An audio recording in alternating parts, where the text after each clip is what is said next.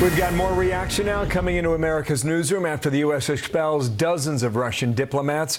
Great Britain weighing praising the move. President Trump expelling 60 Russian agents and closing the consulate in Seattle in wake of the nerve attack in the UK. A senior British official saying, quote, "This is an exceptionally strong signal of transatlantic unity, U.S. leadership and support for the UK and Prime Minister Theresa May. Together we will continue to stand up to the Russian government's destabilizing activities around the world."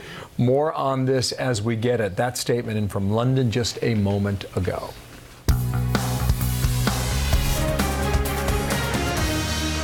This is an area where we have to get our arms around it. And frankly, Mr. Zuckerberg needs to come and testify. He created this entity. Yeah. He, in fact, created this industry, and he needs to come explain to the American public and to policymakers.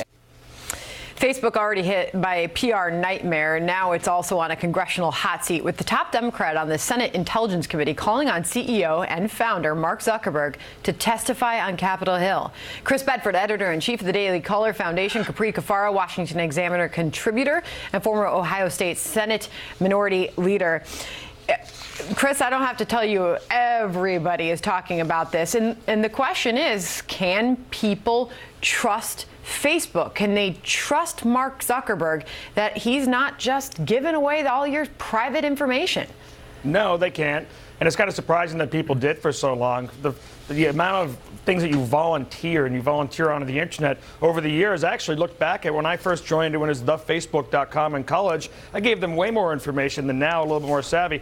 I'm comfortable with. Now, Mark Zuckerberg, though, is the subject of this criticism because he upset Democrats. And that's what I think is unfortunate about this conversation, is that this conversation didn't happen in 2012 when Barack Obama was able to download, his campaign was able to download so much personal information. Back then it was called Genius. And the head of media for Obama for America in the 2012 campaign even said that Facebook came over to them after the election and said that they had allowed them to do that when other people would not be allowed to do that, because they agreed with them. And they were happy to use a platform for social change and for hope and change, but not to make America great again. It's a great point, Capri. I mean, we can't rule out, nobody can rule out that there aren't more Cambridge Analyticas out there, that there wasn't some other data collection company targeting voters to help Hillary Clinton.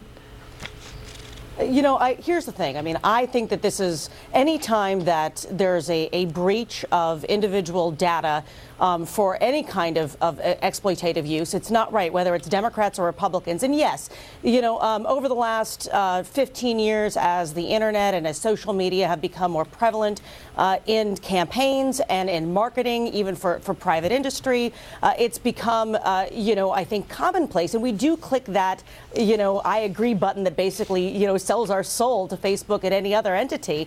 But whether it's Cambridge Analytica or another, you know, group, if we are not aware of that as consumers, it's wrong. And we should have some semblance of privacy, even though it's wrong, admittedly, we do sign up for it. There has been some sort of admission from the founder and CEO Mark Zuckerberg, and this is part of his apology. It was a very lengthy one.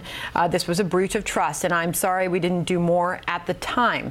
We're now taking steps to ensure this does not happen again. Meanwhile, there's a new Reuters poll out there that says less than half of Americans trust Facebook to obey U.S.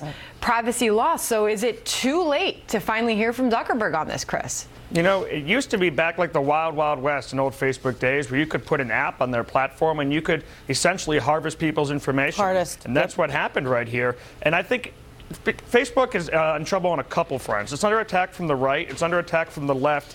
And at the same time, they're purging conservative media outlets by changing their algorithms. I know one company in the last month that's gone under because of changes to algorithms, another one that's about to go under. They're attacking this fake news. They're blaming Russian memes for Hillary Clinton's election loss. And if they continue down that path of just purging non-Democrat approved content from their site in the name of privacy, they'll be in trouble.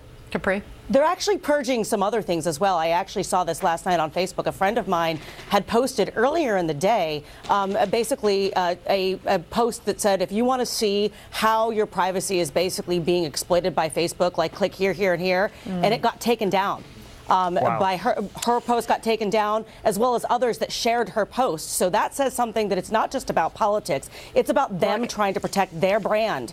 Clearly, there's growing calls for Zuckerberg to testify on this, and he has said he will do so if he's the right person. And Senator Warner making it very clear by saying he created this entity and industry, and he needs to explain to the American people why this happened and that it can't happen again. So we'll see where this goes. Thanks to both of you, Chris and Capri. Thank you.